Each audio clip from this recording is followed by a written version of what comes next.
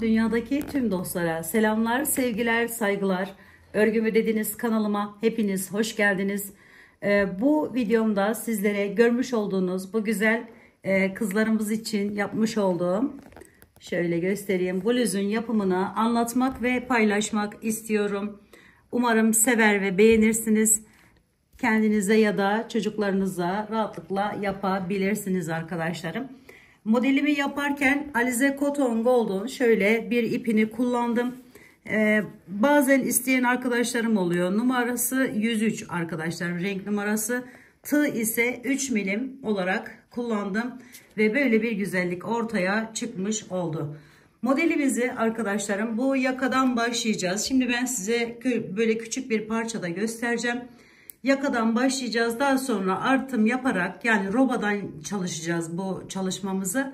Robadan başlayıp aşağıya doğru inip yeterli kol miktarına geldiği zaman kolu artık bırakıp buraya geçeceğiz ve gövde kısmını da bu şekilde tamamlayacağız. Şimdi şöyle, ister bu tarafını ön tarafı olarak kullanabilir, isterseniz bu tarafını ön tarafı olarak kullanabilirsiniz. Hiçbir farklılık yok. Buraya şöyle bir düğme çalışması da yaptım arkadaşlarım. Bunun yapımını da göstereceğim sizlere. Şöyle, bu kafası daha rahat girsin diye bunu kullanacak olan güzel kızım yanımda olmadığı için böyle kendim şey yaptım ve kafasından rahat geçmesi için de böyle bir düğme yaptım arkadaşlarım. Bunu farklı şekillerde de, yani farklı yapmanıza gerek yok. Değişik düğmelerde yapabilirsiniz. Tamamen bu başından rahat geçsin diye yaptığım bir işlem oldu arkadaşlar. Evet, kollarında bakın, şöyle kollarına inelim biraz. Modeli tam olarak kafanızda oturttuktan sonra modelin şu yapımını da gösterince rahatlıkla anlayacaksınız arkadaşlarım. Bakın, kol uçlarına bu şekilde biraz daha büyük fıstıklar yaptım. Şöyle göstereyim ve bu şekle gelmiş oldu. Tabii bir de hafif el ütüsü de yapmanız gerekiyor eğer Alize Cotton Gold bir ip kullanıyorsanız arkadaşlarım. Bence çok güzel oldu. Umarım sizler de aynı şekilde düşünürsünüz. Beğeni ve yorumlarınızı alt kısımda yapabilir. Ayrıca paylaşımda bulunarak daha çok kişilere ulaşmasını sağlayabilirsiniz arkadaşlarım.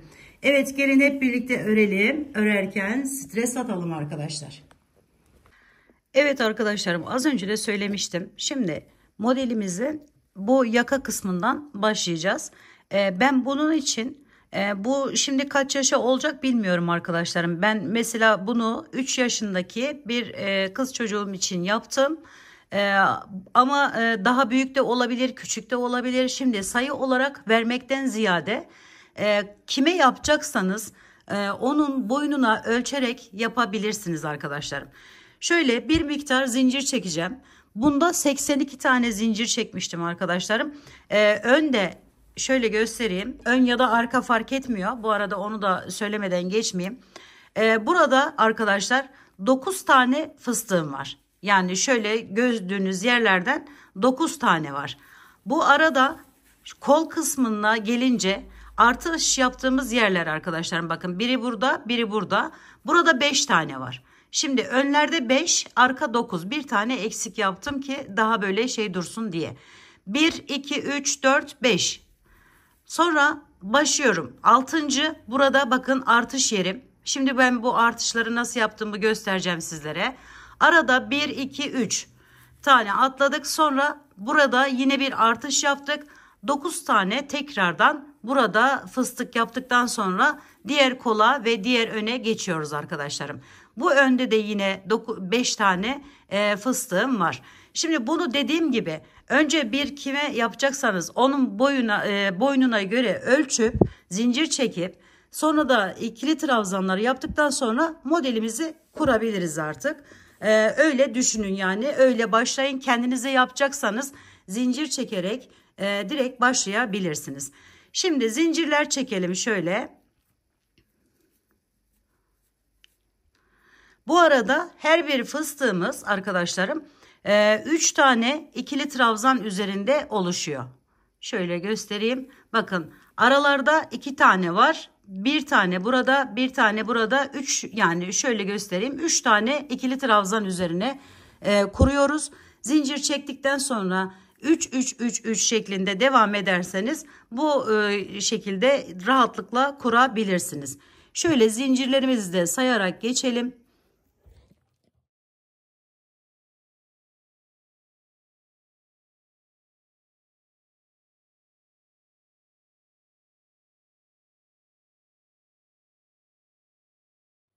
Şimdi bu kadar yeterli anlatmak için, fazla da zamanınızı almak istemiyorum. Sonunda tutuyoruz. Şöyle 1, 2, 3 üzerine bir aldım ve her bir zincirimin içerisinden giriş yapıyorum ve ikili trabzanlar yaparak devam ediyorum.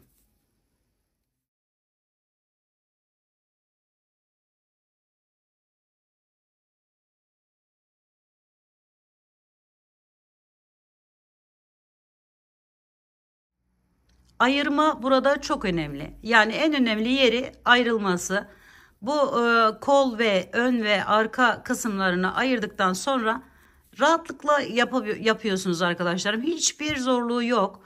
Böyle robadan başlayıp kol yeri ne kadar yetecekse, kaç sıra olacaksa. Şimdi eliniz sıkı olabilir, gevşek olabilir.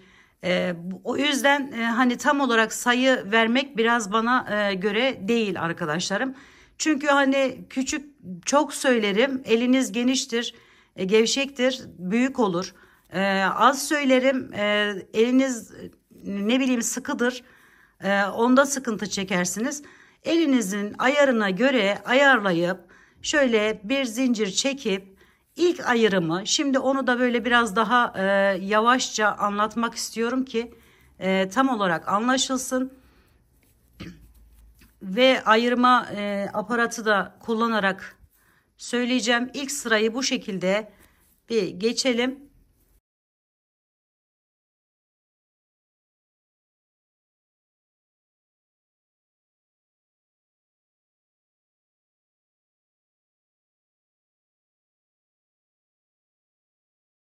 Evet, en son buraya geldim. Şimdi buradan arkadaşlarım 1 2 3 tane zincir çekiyorum. Şimdi 3 zincir çektim. Sonra üzerine alıyorum ve arkadaşlarım ilk yerin içerisinden bakın şuradan girişimi yapıyorum ve buraya bir tane ikili trabzan yapıyorum önce.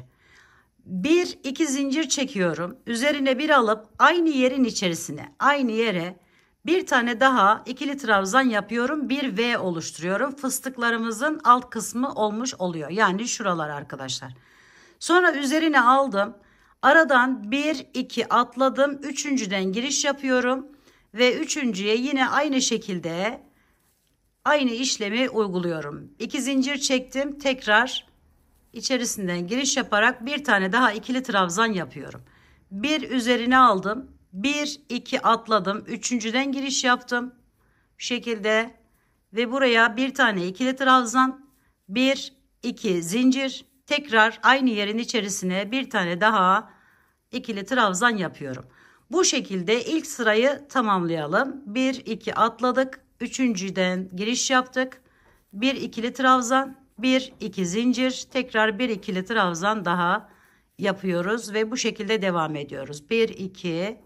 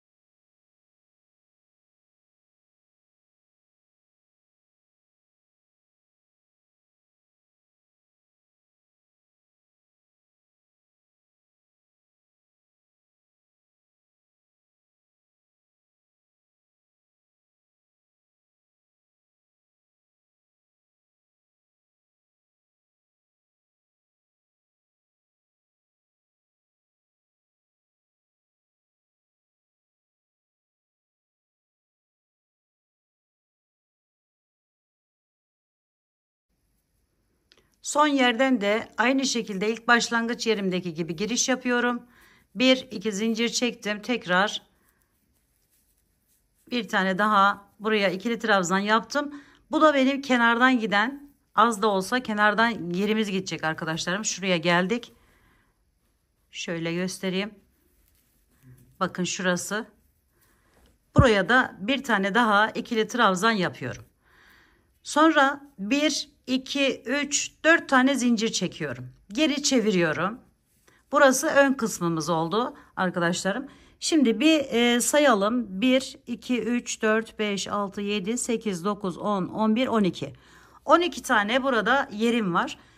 Bunu ayırmasını birazdan yapacağız. Yani artış yapacağız. Şimdi bunu yaptıktan sonra o kafanızı karıştırmasın. Onu detaylı bir şekilde anlatacağım. Çünkü önce modeli öğrenelim. Şimdi üzerine aldım. 4 zincirden sonra bakın şu içerisinden giriş yapıyorum. Şöyle buraya 4 tane ikili trabzan yapıyorum. 1, 2, 3 ve 4. 4 tane ikili trabzandan sonra arkadaşlarım. Bunu şöyle kenara alayım. Tığımı çıkardım. Sonra geliyorum buradan giriş yapıyorum. Buradan da alıyorum bu çıkardığım ilmeği içerisinden geçiriyorum. Bakın böyle bir fıstık olmuş oluyor. Sonra 1, 2, 3 tane zincir çekiyorum. Üzerine bir aldım ve geliyorum buraya. Girişimi yapıyorum. Şöyle 1, 2, 3 ve 4. 4 tane ikili trabzanımı yaptım. Sonra şöyle çıkarttım. Bunu da buradan alıyorum ve geçiriyorum arasından. 1, 2, 3 tane zincir çektim. Üzerine bir aldım ve arkaya tekrar diğerine geçtim. Oraya da aynı şekilde 4 tane ikili trabzan yapıyorum. 2, 3, 4 ve buradan alıp devam ediyorum. 1, 2, 3.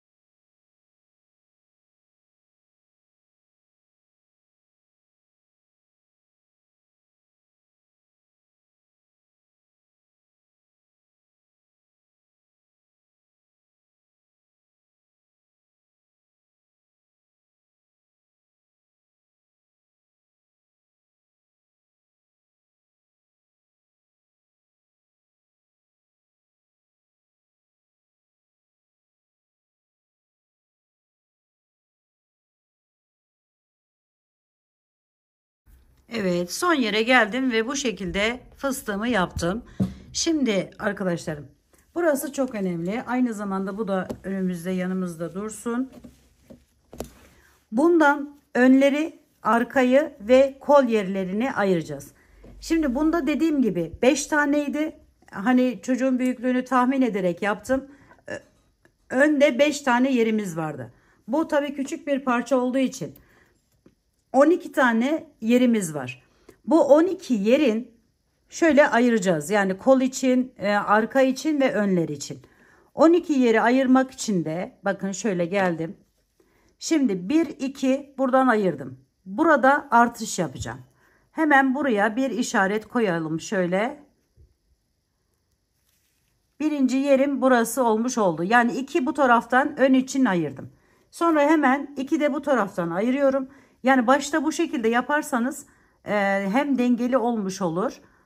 Hem de böyle daha rahat edersiniz arkadaşlar. Şöyle artış yapacağımız yerlere şöyle bir aparat takabilirsiniz. Takabilirsiniz. İp takabilirsiniz. Yoksa elinizde bir belirgin bir şey koymamız gerekiyor. Bunlar benim birinci artış yapacağım yerler. Evet arkadaşlarım, ilkleri bu şekilde taktıktan sonra hemen diğer artım yerimiz. Bunun bir yanına yapmam lazım. Çünkü aradaki fıstığım yok arkadaşlar. O yüzden şöyle hemen bunu burada birleştirdim. Ama bunu yaparken arada 5 tane bu şekilde fıstık vardı arkadaşlarım. Kol kısımlarında. Şöyle göstereyim. Şimdi 5 buradan geldik fıstıkla. 1, 2, 3, 4, 5. Bakın 6. Şöyle şurada artış yapmışım. Şöyle göstereyim. Buradan devam ediyorum. 1, 2, 3, 4, 5. Burada bakın hemen bir artış var. Yani burada arada 3'er tane var. Birer de kenarlardaki artım yerlerimiz olduğundan 5 tane. 5 tane fıstık burası için. 5 tane ön için. 5 tane diğer yan. 5 tane diğer kol. Toplamda 20 tane olmuş oluyor. Bu 9 da arkada fıstığımız var arkadaşlarım. Tam olmadı, olsun, önemli değil. Ön biraz daha geniş oluyor arkaya göre. Ama bunda eşit olacak. Şimdi burada hemen yanındakine taktım bir tane. Böyle bir aparat kullanırsanız daha rahat edersiniz. Sonra hemen diğer tarafa geçip diğer tarafa da aynı şekilde bir tane takıyorum. Bunlar benim artış fıstıklarım arkadaşlar. Sonra arkada bakın 1, 2, 3, 4 tane kaldı. Önlerde de 2 tane vardı. Sayısı eşit olmuş oldu, bunun olsun. Dediğim gibi önemli değil. Şimdi geçiyoruz. Hemen ikinci sıramıza artışın nasıl yapıldığını göstermek istiyorum. Burada 4 tane zincirimi çektim. Üzerine bir aldım. Ve geliyorum arkadaşlarım bakın. Şöyle şuradan giriş yapıyorum. Buradan giriş yaptıktan sonra buraya yine ikili trabzanımı yaptım. 2 tane zincirimi çektim. Tekrar üzerine alıp aynı yerden giriş yapıyorum. Ve buraya bir tane daha ikili trabzan yapıyorum. Sonra üzerine alıyorum. Hemen yandaki yere geçiyorum. Bakın şöyle. Buraya geçtim. Burada şöyle bir tane aldım. 1, 2 zincir. Tekrar bir tane daha ikili trabzan yapıyorum. Şimdi bu artış yapacak olduğum fıstığı üzerine alıyorum. Hemen bu aradan bakın, ikisinin arasından girişimi yaptım. Şöyle 1 2 zincir, tekrar aynı yerin içerisinden bir tane daha alarak artış yapmış oluyorum. Sonra üzerine bir aldım yine. Bakın buradan giriş yapıyorum. Ve buraya yine bir tane şöyle ikili trabzan, 2 zincir, tekrar bir ikili trabzan daha yapıyorum. Sonra normalde büyük yapacağınız için arkadaşlar bu aradaki fıstıkları normal bir şekilde örüyorsunuz. Artışı bu şekilde yapıyorsunuz. Şimdi bir tarafından artım yaptık. Üzerine aldım. Hemen buradan da bir artış daha yapıyorum. Şöyle 1 2 zincir, tekrar bir tane daha. Bundan sonra başlıyoruz arkadaşlar aradaki fıstıkları örmeye. Burada da şimdi yerimiz olmadığı için, buraya yapmam gerektiği için hemen bunun yanına bir tane daha şöyle ikili trabzan yapıp V şeklimi oluşturuyorum. Normalde bu ikisinin arasında kaç tane fıstık varsa onları yapmamız gerekiyor arkadaşlar. Şöyle bunu yaptıktan sonra üzerine bir aldım. Hemen buradan giriş yapıyorum. 1 2 tekrar şu şekilde yaptım. Sonra tekrar üzerine alıyorum. Hemen bu araya da yine bir artış yapıyorum arkadaşlar. Şöyle 1 2 zincir, tekrar aynı yerden giriş yaparak bir tane daha yaptım. Üzerine alıyorum, devam ediyorum. Bu arkadaki fıstıklarımı tamamlıyorum. Şöyle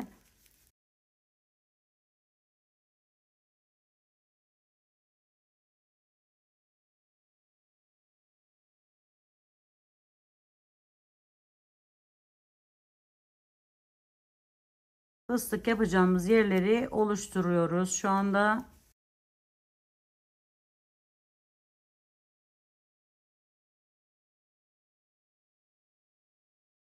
Evet, şimdi bakın, bu artış yapacağımız yer olduğu için hemen üzerine aldım. Aradan girişimi yapıyorum. Arasından giriş yaptım. 1 2 zincir çektim. Tekrar oradan giriş yaparak şöyle bağlıyorum. Sonra normal fıstığımın üzerine yerini yapıyorum. 1 2 zincir çektim. Tekrar aynı yere. Bu arada devam edeceğim fıstık olmadığı için ve artış yapmam gerektiği için, her iki tarafa doğru gideceği için buraya 2 tane yer yapıyorum arkadaşlar. Yani 2 arttırma birden yapıyorum.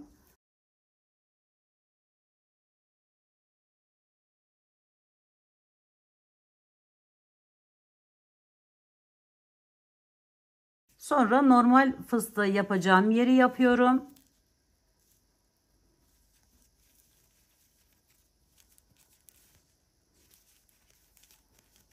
Sonra da diğer artımımı yapıyorum.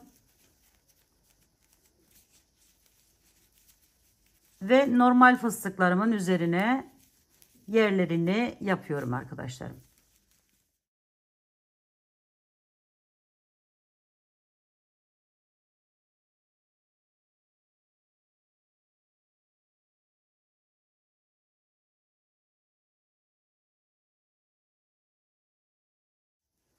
Bir 2 3 4 tane zincir çektim. Geri dönüyorum.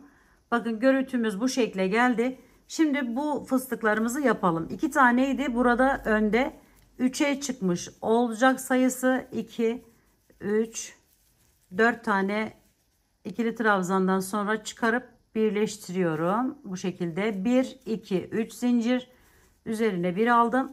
Hemen diğer fıstığımın üzerine geçip oraya da bir tane daha fıstık yapıyorum. 1 2 3 ve 4. Sonra alıp hemen bunu birleştiriyorum. 2 taneydi bakın ön kısımda. 1 2 3 zincir, üzerine aldım. Artış yaptığım yerim burası. Şöyle 1 2 3 4. 4 tane yaptım. Bu kenardan artık öne dahil olmuş oldu arkadaşlar. Kol kısmından öne dahil olmuş oldu. 1 2 3. Bu normalde hep aynı yerden yapacağımız, yani aynı fıstığın etrafından yapacağımız yerimiz. Sabit, yani bu hiç değişmeyecek. Hep bunun kenarındaki yerden yapacağız. O yüzden böyle bir aparat kullanırsanız rahat edersiniz. Ve arkadaşlarım, bunu şöyle de söylemek istiyorum. Her defasında değiştirin. 1 2 3 zincir çekin. Bakın alın alttan. Şeyde önemli değil ama artış yaparken önemli oluyor arkadaşlarım bu. Özellikle yeni başladıysanız bakın, hemen şöyle şuradan geçiriverin. Bu sürekli kolun büyüklüğü bitene kadar artış yapacağımız yerimiz olacak arkadaşlarım, bu fıstığımız. Sonra hemen kenarındakini, diğerini, yani yanındakini aynı şekilde fıstığımı yapıyorum. 1 2 3 ve 4. Sonra birleştirdim bunu. 3 zincirimi çektim. Sonra diğer tarafa artık kolun diğer kısmındaki yerim için diğer fıstığımı yapıyorum. Artışımı yapmıştım zaten, 2 tane yan yana, 2, 3 ve 4. Sonra birleştirdim şöyle. Bu da evet diğer taraftaki sabit olarak gidecek olan yerimiz arkadaşlarım. Şöyle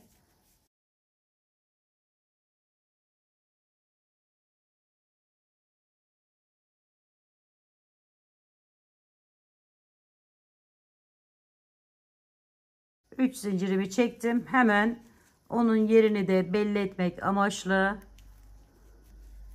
şöyle çıkarttım ve buraya takıyorum.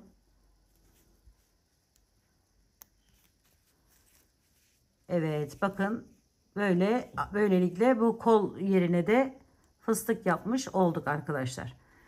Evet, şimdi bu yanındaki yerleri de normal aynı şekilde devam ettiriyorum.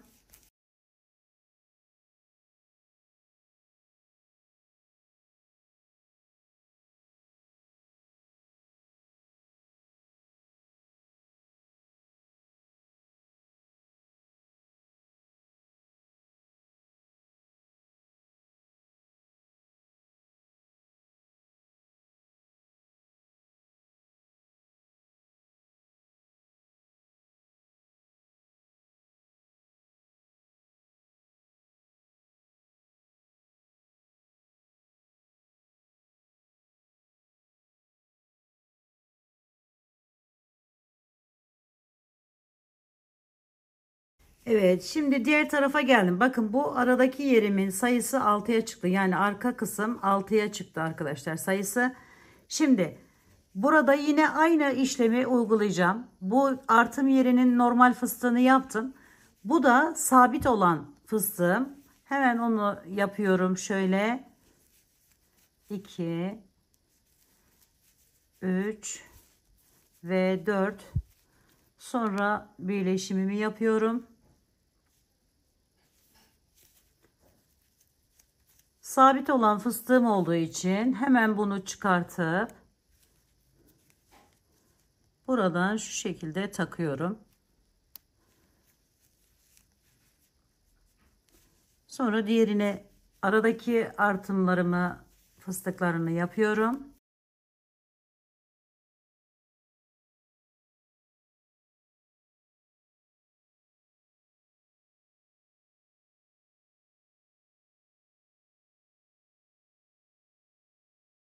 Yine sabit olarak giden yerime geldim. Hemen şöyle oraya da yine fıstığımı yapayım. Normal bir şekilde.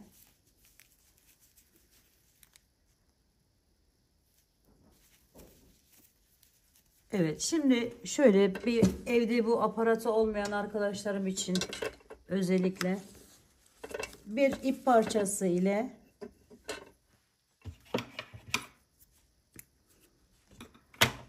şöyle de yapabilirsiniz arkadaşlarım. Eğer böyle bir aparatınız yoksa önce bir 3 tane zincirimizi çekelim. 1, 2 ve 3. Şöyle bunu, şu ip takabilirsiniz şu şekilde. Sonra çıkarıp üsttekine takacağız arkadaşlarım bunu. Yani böyle bir aparatınız yoksa bu şekilde de ayrım yapabilirsiniz. Şöyle bir parça iple. Sonra üzerine alıp yine aynı şekilde devam ettiriyorum.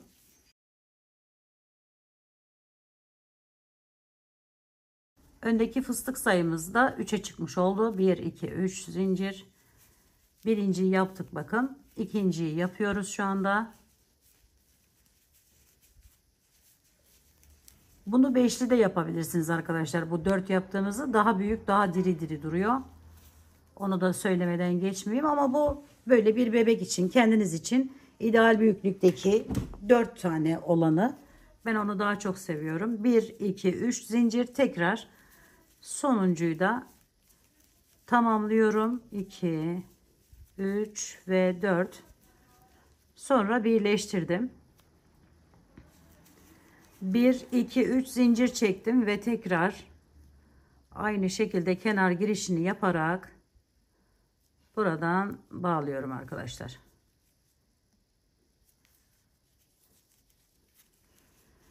Evet, bakın ilk yerimizi, artışımızı yapmış olduk. Şöyle göstereyim. Şuralar kollarımız oldu. Şu ikisi. Burası da aynı şekilde arka ve ön.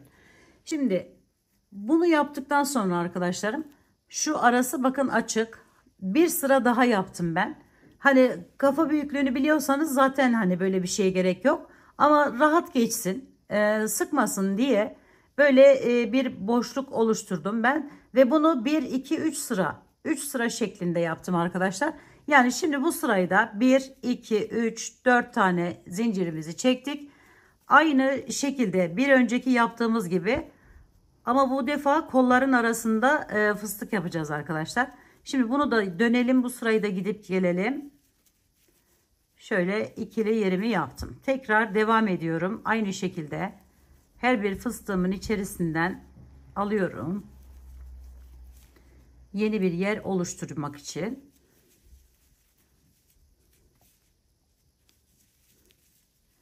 Evet, bakın şu artış yapacağım fıstığım 3 tanesini normal yaptım. Şimdi bu aradan giriş yaparak yine artışımı yapıyorum. 1, 2, tekrar bir tane daha ikili trabzanımı yapıyorum. Sonra artış yapmam gereken sabit olan fıstığımın üzerine gelip oraya da diğer fıstığım için yerimi hazırlıyorum bu şekilde. Sonra onun hemen yanındaki yere arkadaşlar, bakın. Hemen yanındaki yerden de girişimizi yapıyoruz. 2 zincir çekip artışımızı yaptık. Sonra diğerine normal arada bakın kol, iki kol arasındaki arttırdığımız yerlerimizden devam ediyoruz.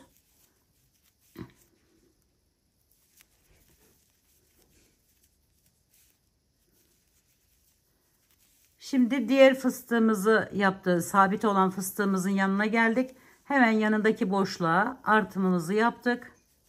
Bu şekilde normal fıstığımızı da yine aynı şekilde normal bir şekilde devam ettiriyoruz. Ve diğer yanına geçip oraya da artışımızı yapıyoruz arkadaşlar.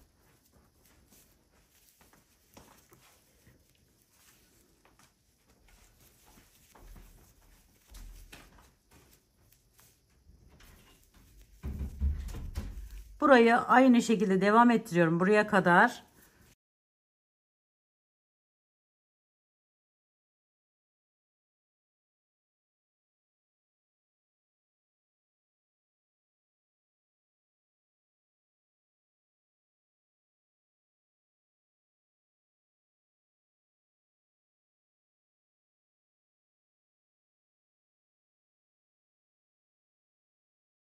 Şimdi artış yapacağım yer hemen bakın yanından giriş yaptım.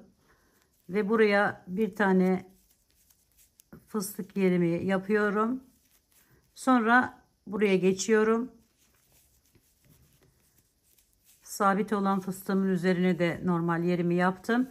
Sonra hemen yanındaki boşluktan giriş yaparak buraya da aynı şekilde yerimi yapıyorum ve devam ediyorum.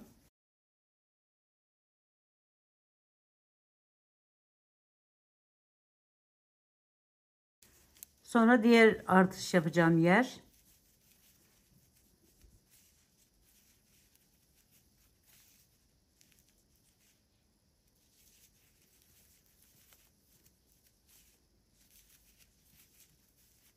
Diğer tarafına da aynı şekilde artışımı yapıyorum.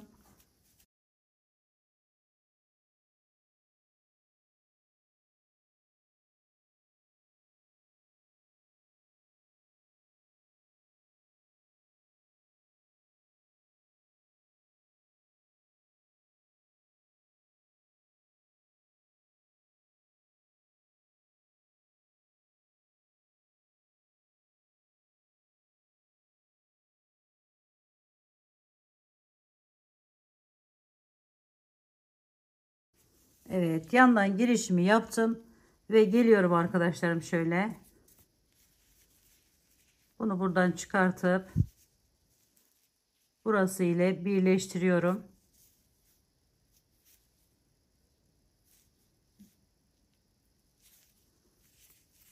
üçüncü sıraya geldiğimizde, yani fıstıklarımızın üçüncü sırasına, bu boyun kısmı yeter diye düşünerekten şöyle hemen buradan bakın tam ortasından giriş yaptım. Bir buraya, 2 3 4 tane zincirimi çektim. Yanına 3 tane hemen bu boşluktan şöyle 1 2 3 tane ikili trabzan yaptım. Bu da dördüncü olmuş oluyor. Hemen şöyle alarak birleşimimi yapıyorum. 1 2 3, artık hep önden çalışacağız arkadaşlar. Şöyle 1 2 3 tane zincirimi çektim. Hemen diğer yanındaki boşluğa giriş yapıyorum. Fıstık yapmam gereken yere ve oraya da fıstıklarımı yaparak bu sırayı da tamamlıyorum.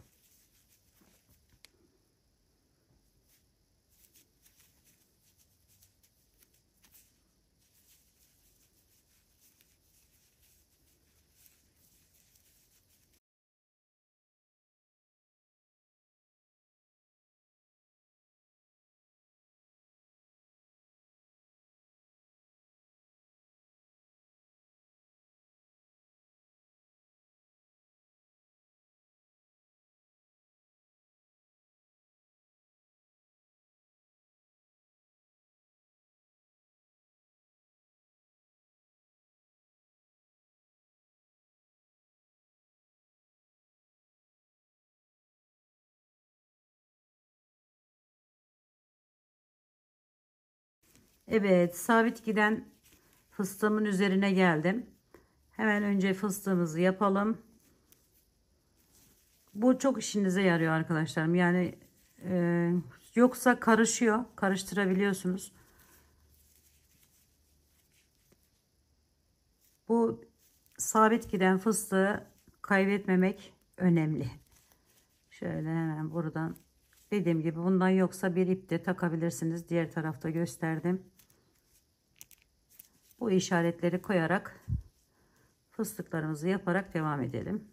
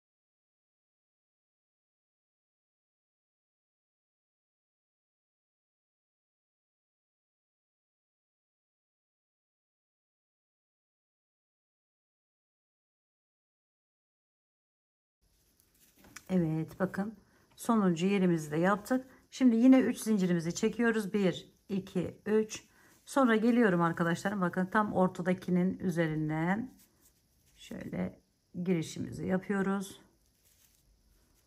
ve kaydırma ile bağlıyorum. Şöyle bir görüntü elde etmiş oluyorum arkadaşlarım. İlk etapta burası tamamlanmış oluyor. Model bu şekilde. Buralardan her defasında artış yaparak yeterli kol boyutuna geldikten sonra da alt kısmını birleşip devam ediyoruz. Tıpkı burada birleştirdiğimiz gibi burayı da birleştiriveriyoruz arkadaşlar böyle. Şimdi buradan ilk başlamak için şöyle 1, 2, 3, 4 tane zincirimizi çektik. Üzerine bir aldık ve aynı yere giriş yapıyorum. Hemen buraya bir yer oluşturuyorum. Sonra tekrar üzerine alıyorum ve yandaki fıstığımın üzerine giderek şöyle yerlerimi oluşturmaya başlıyorum arkadaşlar.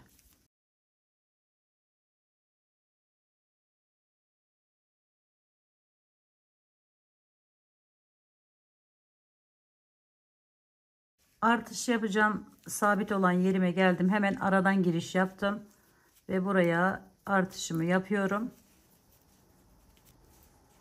Sonra da hemen sabit olana aynı şekilde yerini hazırlıyorum.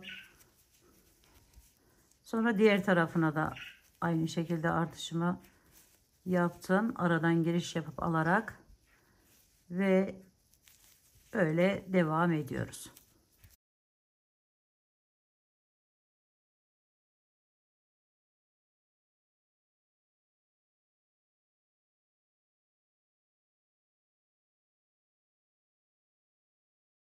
Evet, diğer yere geldim. Yine aynı şekilde artışımı yapıyorum.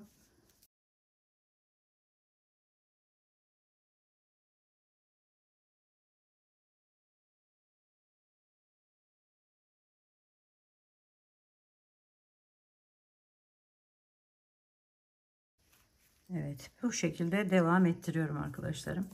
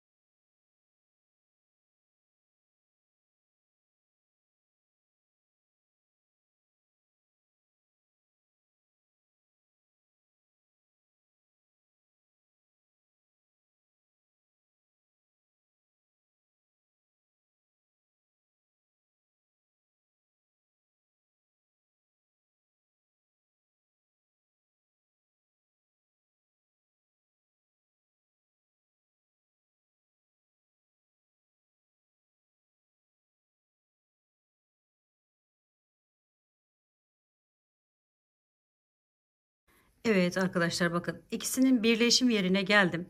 Şimdi buradan girişimi yapıyorum. Kaydırma ile buraya bağlıyorum.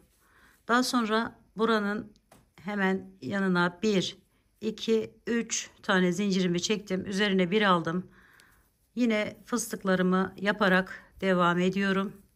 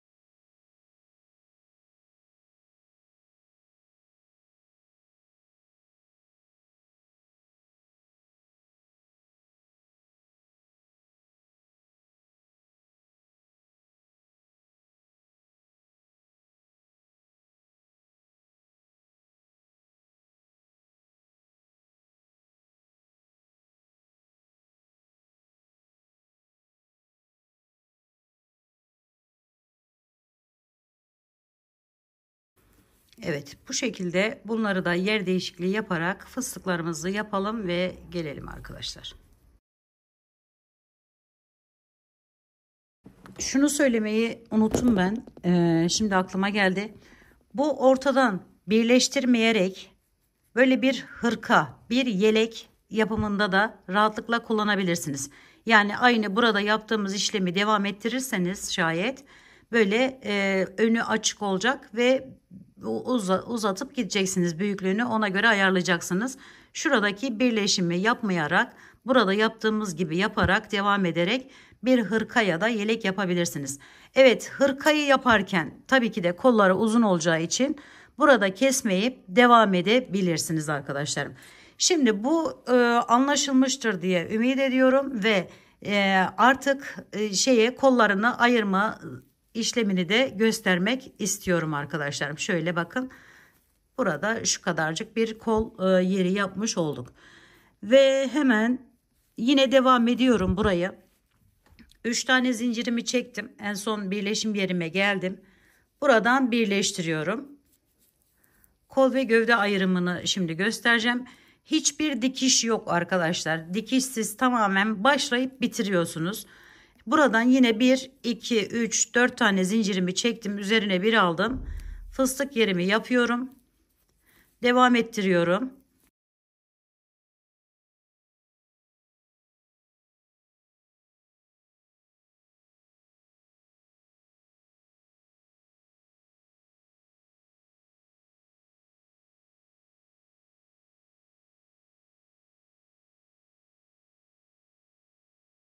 Kolun oraya gelene kadar normal bir şekilde devam ediyoruz.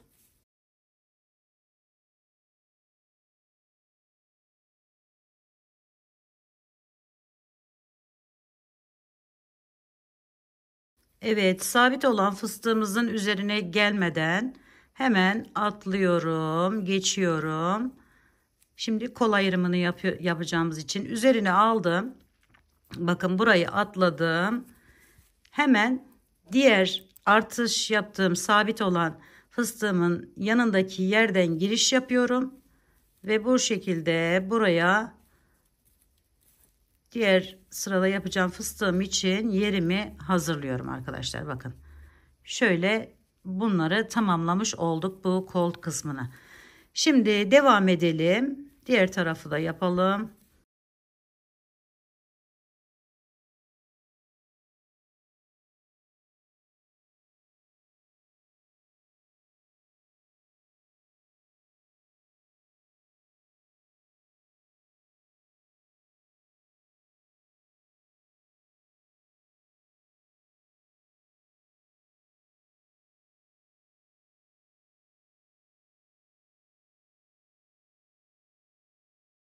Evet, sabit fıstığıma geldim. Atlıyorum. Diğer sabit fıstığımı da geçiyorum.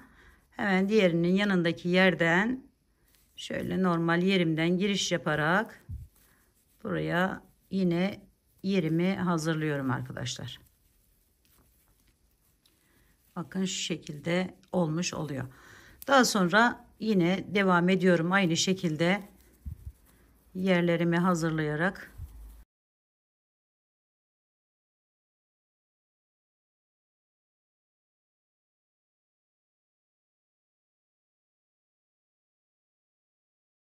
Geldim sona, birleşimimi yapıyorum. 1, 2, 3, 4 zincirimi çektim ve hemen 3 tane ikili trabzan yapıyorum yanına. Ve fıstıklarımı yapmaya başlıyorum burada.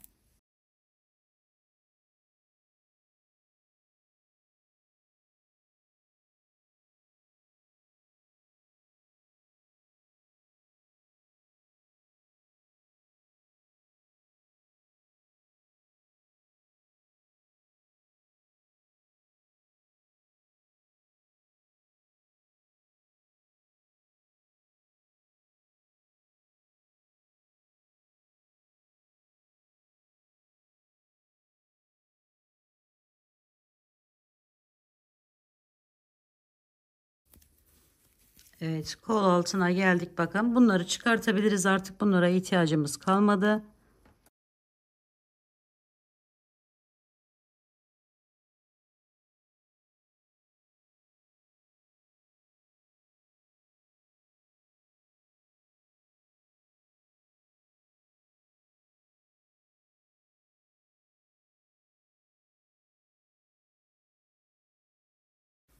Evet, buradaki gibi hepsine fıstıklarımızı yaparak diğer sıraya geçelim arkadaşlarım.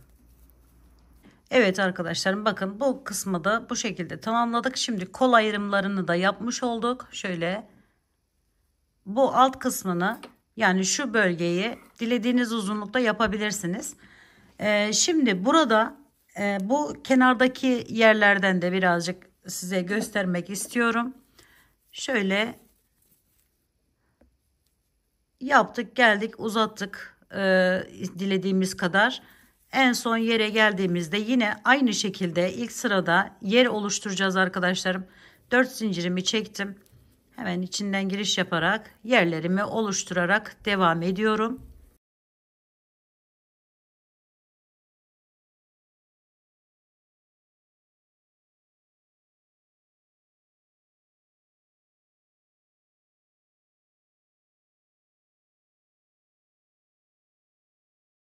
Aynısını kollarda da bu şekilde yapıp tamamlamamız gerekiyor. Şimdi bu kadar yeterli göstermek için hemen buradan döndük geldik, öyle düşünün arkadaşlarım. İlkinden başlıyorum. Her tarafını bu şekilde çevirdiğimizi düşünün.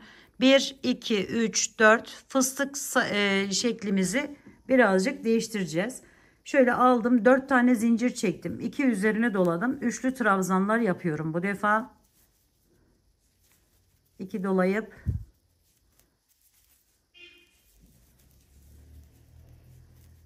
2, 4, 7 tane olacak arkadaşlarım. Yani ben 7 tane yaptım. Biraz daha böyle şişkin ve büyük olsun diye. Ve 7.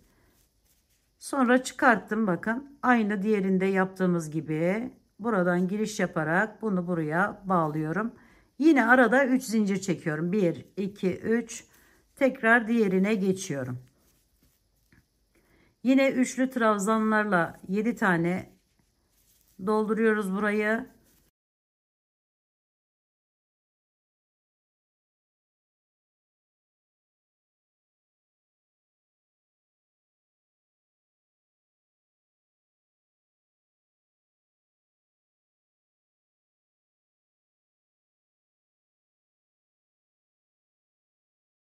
Sonra birleşimimi yapıyorum. 1, 2, 3 zincir çekip tekrar diğerine geçip aynı şekilde devam ettiriyorum.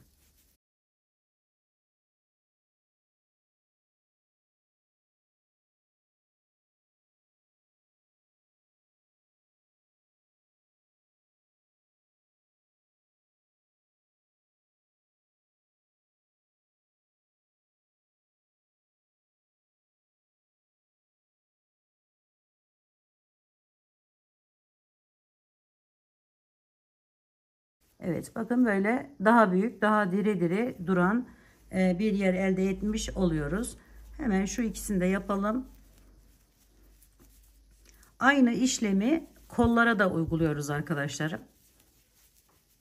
Kollara da böyle yedili fıstıklar yapıp, şimdi şunu yaptıktan sonra göstereceğim gibi bir de ters sık iğne fıstıklı oda yapıp tamamlıyoruz. 2, 4, 6, 7 hemen birleştiriyorum.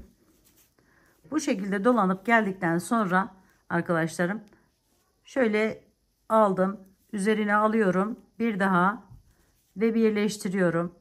Tekrar giriş yapıyorum, bakın şöyle açtım arayı.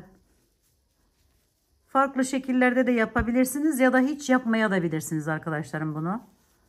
Tamamen böyle alt kısmı zincir olarak kalmasın diye yaptığım bir işlem. Evet, bu şekilde de burayı tamamlıyoruz arkadaşlar. Şöyle bakın şurası.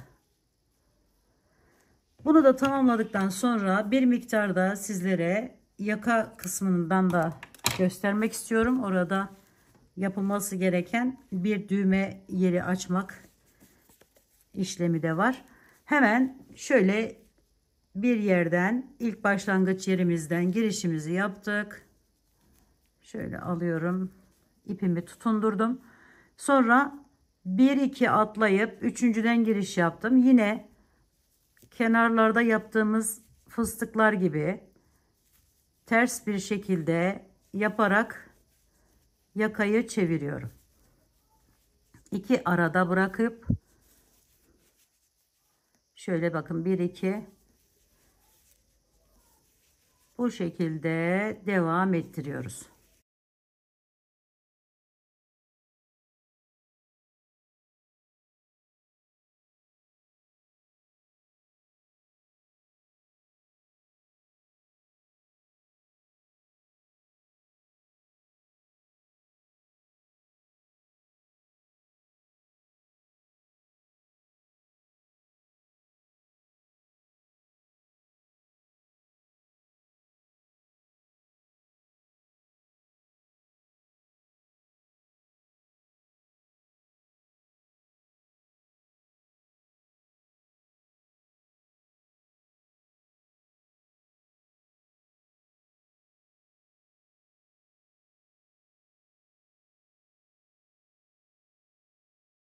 Son yere geldiğimde arkadaşlarım, burada bir tane zincir çekin ki rahatlasın.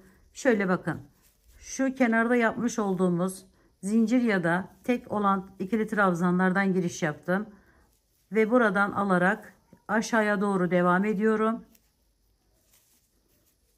Çok fazla sıkmayın burayı ki böyle şey dursun, güzel dursun. Sıkışık sıkışık olmasın yani arkadaşlar. Şöyle bakın, her bu boşluktan giriş yaptım ve bu şekilde topluyorum önce buraya. Sonra diğer tarafa geçiş yapıyorum.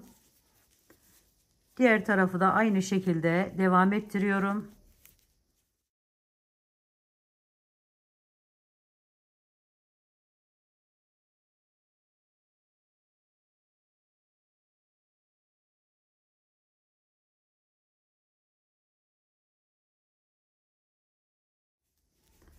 Bakın, ilk başlangıç yerimize geldik yine. Bakın şöyle aldım. Bir daha alıyorum. Bir tane zincir çekiyorum.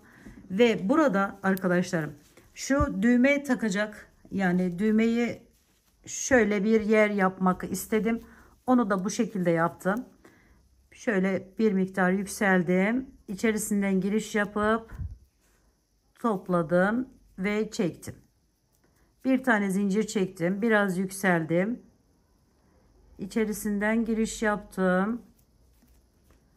Bunu düğmenizin büyüklüğüne göre nasıl bir düğme planladıysanız o şekilde yapabilirsiniz. Ve geliyorum, en son olarak da buraya bağlıyorum. Bir tane zincirle sabitledikten sonra kesiyorum. Evet, bu yaka kısmını da böylelikle tamamlamış olduk arkadaşlarım. Şöyle göstereyim. Şimdi düğme de dediğim gibi başta da söylemiştim galiba. Dilerseniz hani hazır olanlarından alabilirsiniz. Dilerseniz böyle aynı renkten. Şimdi onun da yapımını göstereyim. Daha önceden de yapmıştım aslında ama olsun, her şey videomuzda bulunsun ki oraya buraya gidilmesin arkadaşlarım. Şöyle yaptık. Bakın, bu kısmını da tamamladık. Şimdi bir düğme yapalım. Bir tane halka yaptım. Halkanın içine düğmenin büyüklüğüne göre sık iğne yapıyorum.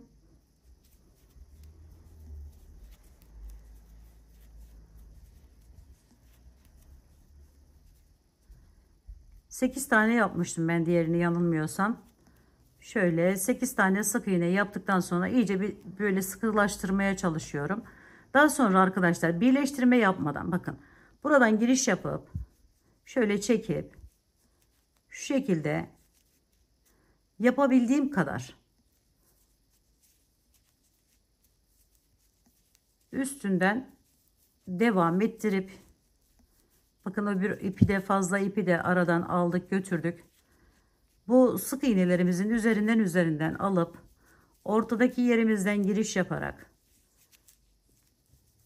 şöyle sıkı sıkı bir düğme çalışması yapıyoruz.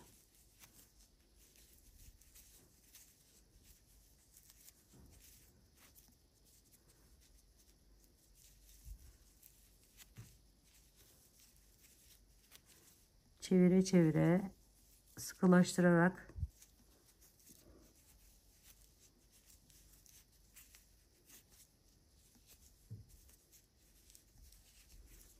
küçültebildiğimiz kadar burayı küçültüyoruz arkadaşlarım.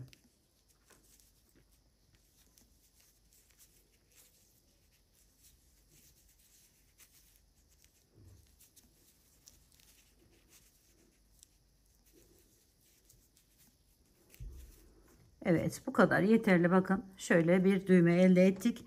Şimdi bunu da alıp gelip hemen şöyle bir yerden tutunuyorum. Çıkarttım. Bakın diğerinden giriş yaptım. Oradan şöyle kaydırma ile bağlıyorum. Aşağıya inip aşağıya tekrar tutunuyorum. Bir daha bağladım. Ve buradan yine şöyle tersinden alırsanız daha sabitlenir alt kısma. Buradan da aldım ve bir tane zincir çekiyorum ve kestim. Evet, bunu da bu şekilde tamamlamış oluyoruz arkadaşlarım. Bu ipimizi de şöyle arkadan içeriden saklayıp düğmemizi de yapmış oluyoruz. Evet, bunu da buradan alalım arkaya doğru.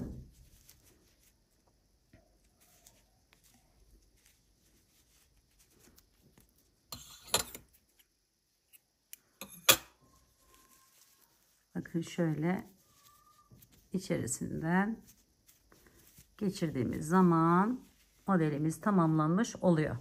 Kol ayrımı yapmadan yaparsanız da panço olarak da kullanabilirsiniz. Yani çok yönlü bir çalışma olduğunu düşünüyorum arkadaşlarım. Evet, umarım sevmiş ve beğenmişsinizdir. Yapacak olan arkadaşlarıma şimdiden kolaylıklar diliyorum. Örgümü dediniz kanalıma abone olmayı, beğenmeyi, yorum yapmayı, paylaşımda bulunmayı unutmazsanız çok mutlu olurum. Bir dahaki en farklı, en değişik örgü, model, teknik ve tasarımlarında görüşmek üzere.